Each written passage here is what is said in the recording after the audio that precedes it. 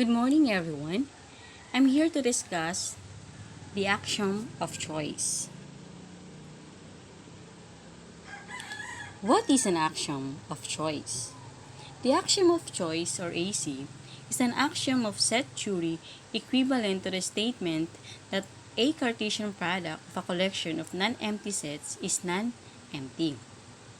Informally put, the action of choice says that given any collection of bins, each containing at least one object, it is possible to make a selection of exactly one object from each bin, even if the collection is infinite.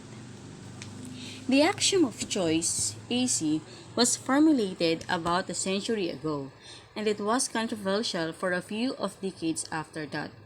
It might be considered the last great controversy of mathematics. It is now a basic assumption used in many parts of mathematics. In fact, assuming AC is equivalent to assuming any of these principles. Given any two sets, one set has cardinality less than or equal to that of the other set. One set is in one-to-one correspondence with some subset of the other. Any vector space over a field F has a basis, a maximal linearly independent subset over that field.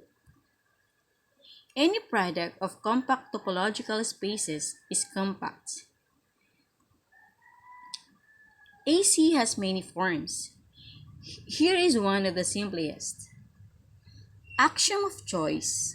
Let's see the collection of non-empty sets. Then we can choose a member from each set in that collection. In other words, there exists a function f defined on C with the property that for each set S in the collection, f of S is a member of S. So here's the function f, then called a choose function. To understand this action better, let's consider a few examples. If C is the collection of all non-empty subsets of 1, 2, 3, then we can define f quite easily. Just let f of S be the smallest member of S. If C is the collection of all intervals of real numbers with positive finite lengths, then we can define f of S to be the midpoint of the interval S. If C is some more general collection of subsets of the real line, we may be able to define f by using a more complicated rule.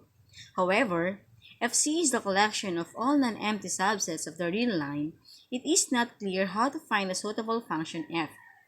In fact, no one has ever found a suitable function f for this collection C.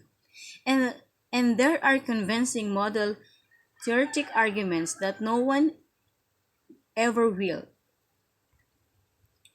The controversy was over how to interpret the word choose and the exist in the action.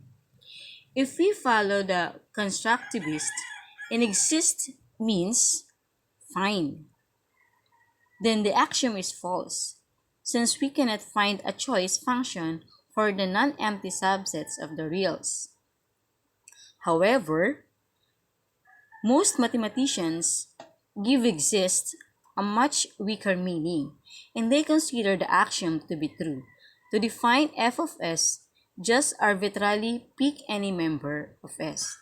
So in the effect, when we accept the axiom of choice, this means we are agreeing to the convention that we shall permit ourselves to use a hypothetical choice function as proofs, as though it exists in some sense, even in cases where we cannot give an explicit example of it or an explicit algorithm for it. Okay? So, Bertrand Russell was more famous for his work in philosophy, in political activism, but he was also an accomplished mathematician. His book, Introduction to Mathematical Philosophy, includes some discussion of AC. Here is my paraphrasing part of what he said. To choose one sock from each of infinitely many of pairs of socks requires the axiom of choice. But for shoes, the axiom is not needed. Okay? So, I've here the picture of the shoes and a pair of socks. Again, to choose one sock from each of infinitely many pairs of socks requires the axiom of choice. But for shoes, the axiom is not needed. Okay? So, shoes and socks are well ordered, but socks are well not ordered. Okay? So, I have here the idea. The idea is that the two socks in a pair are identical in appearance. And so we must make an arbitrary choice if we wish to choose one of them. For shoes, we can use an explicit algorithm. Always choose the left shoe. Why does Russell's statement mention infinitely many pairs? Well, if we only have finitely many pairs of socks, then AC is not needed.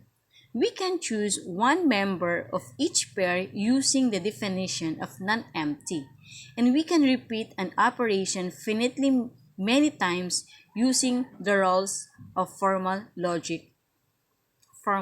So that's for today, and God bless.